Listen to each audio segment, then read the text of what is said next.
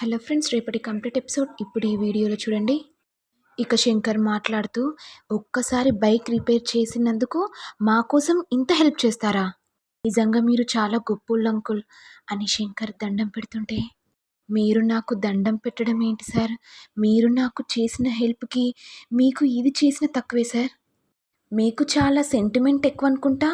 ఒక్కసారి bike repair చేసినందుకు ఏదో మీ ఫ్యామిలీని నిలబెట్టినట్టుగా అలా మాట్లాడుతున్నారు.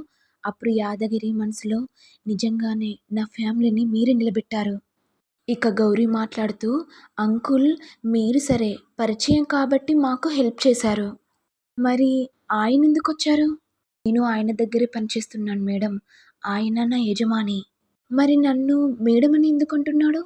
అవును, నన్ను కూడా సార్ సార్ అని ఎందుకంటున్నారు? ఏంటి కన్ఫ్యూజన్? నాకు అర్థమే కావట్లేదు.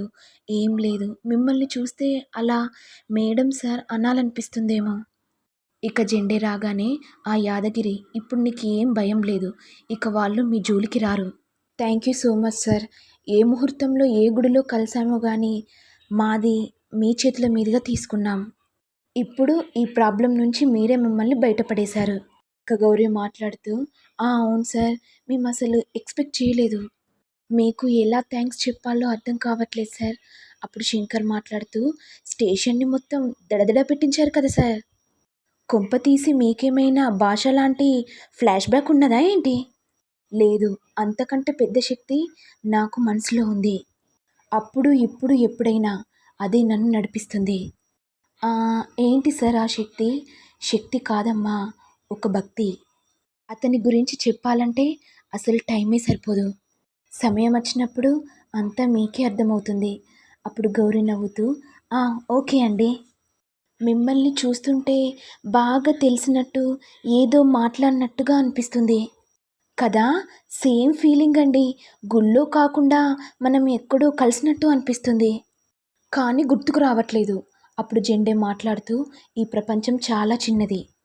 అందరం అందరికీ ఈ జన్మలోనూ లేకపోతే గత జన్మలోనూ మనం కలిసుంటాం. దాని గురించి ఎక్కువగా ఆలోచించకండి, ఇక మీరు బయలుదేరండి. ఇక యాదగిరి మాట్లాడుతూ, రాత్రంతా మీరు టెన్షన్ పడిపోయి ఉండవచ్చు, నిద్రపోకుండా ఉండవచ్చు. ఇప్పుడు మీరు వెళ్ళి రెస్ట్ తీసుకోండి సార్. చాలా థ్యాంక్స్ అండి అని వెళ్తుండగా శంకర్ కింద పడుతుంటే జెండే పట్టుకోగానే, సార్ జాగ్రత్త అలా అనేసరికి శంకర్ ఒక్కసారిగా షాక్ అవుతాడు. మరి నెక్స్ట్ ఎపిసోడ్లో ఏం జరుగుతుందో చూడాలి. ఇక ఇంతటితో రానున్న ఎపిసోడ్ ఎండ్ అవుతుంది. మరి మీకు వీడియో కనుక నచ్చినట్లయితే లైక్ చేయండి, షేర్ చేయండి, సబ్స్క్రైబ్ చేయండి. Thank you all.